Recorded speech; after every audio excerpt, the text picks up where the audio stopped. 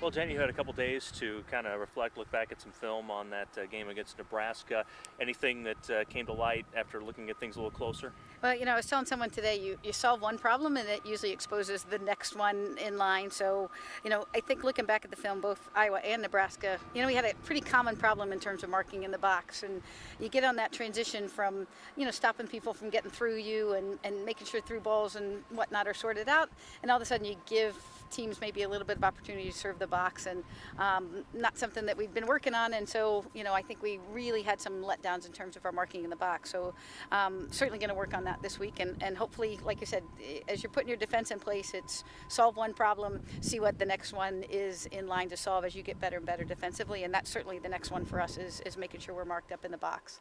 Offensively, a couple of goals for Janelle, and 2 goals as a team was never a bad score. But offensively, what did you see when you look back at the tape from Sunday? Well, especially on Sunday, it's just a difficult thing to play against a team that puts 12 or 11 people behind the ball. It'd be really hard if they put 12. Certainly difficult when they put 11 people behind the ball. But I thought we did a couple of things really. We scored that first goal, and then certainly when we scored the second, we sort of opened things up, and then we started to play the ball around. There were some really good attacking things. We had a great attack down the left flank that Amy Farrah got in on the attack a couple of times and had that chance. And so offensively, I think we're still doing a lot of good things and getting chances. Certainly Janelle is finishing goals. For us offensively, especially without Vanessa in the mix, I thought we did some good things offensively on Sunday. And 2 goals in the Big Ten, I told us that should put us in the ballpark. We should be tying and winning games with 2 goals. And speaking of Vanessa, how is she coming along from that knee sprain? And you think she might be ready for this weekend? I think it's a possibility is what I would say right now. It's certainly day to day as we, don't want to do too much and let things score over and kind of see if they tighten up. So being pretty cautious in terms of doing anything early and letting it do as much healing as it can. So I don't think we'll know until, Friday what the status is really going to be.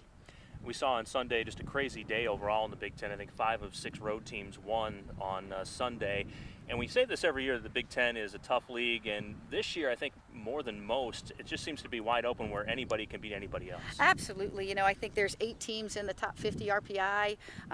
You got teams winning on the road, and what some people might call an upset. I don't know that there is an upset in the Big Ten. I think that it's going to be a tight race. Teams that can figure out ways to score goals and figure out ways to keep. It's a pretty potent attacking conference right now. There's a lot of players scoring a lot of goals, and teams are, it's not a lot of 1-0 games in the conference this year, because I think there's a lot of seasoned attacking players. Even someone like Janelle, who really is only in her 2nd season, but she's a seasoned attacking player and figures out a way to find goals. So, this is going to be a race, I think, all the way down to the end. Speaking of Janelle, she's played a lot of minutes for you, especially for a forward. You don't often see forwards playing 90 minutes, but she did that in both games last weekend. Just talk about her effort. I told her I'm not sure when the last time she played 90 minutes, much less 180 in a weekend. It's probably been since she was a senior in high school. And, I think that's going to be great for her. It's going to push that envelope in terms of her fitness level a little bit. And, we've got to get some players that can get on the field and help her. And we certainly talked to some of our freshmen about they need to be seasoned at this point. And, hopefully going into this weekend, we've got some players that are ready to step on. And because certainly a few less minutes might mean a few more goals. And hopefully that's what we're looking for down the road. What are you looking for from those younger players? What do they need to show you here in practice this week in order to get on the field Friday or Sunday? Yeah, I think they've got to understand that every second matters. And so, the club system, teams will give you balls. You don't have to transition quite as fast. And so there are certain habits that they have, and no fault of their own. It's the environment they've been in, but those habits have to change, and it has to be a conscious effort for those to change. And, we had a good practice today. We really pointed out some of those habits, and hopefully that will carry on into the weekend. Purdue's the opponent on Friday, and they had a real tough game Thursday at Penn State, gave up 6 goals. Then they come back and shut out Ohio State at their place. Talk about this Boilermaker team and the challenge they'll present. Yeah, good luck figuring out, Dr. Jekyll and Mr. Hyde there. But, you give up 6 goals one day and score 30 seconds in, I think, and then hold a team for 89 and a half minutes, to get the 1-0 win. So certainly they can. I think that's what you look at any team in the Big Ten and say they can shut you out.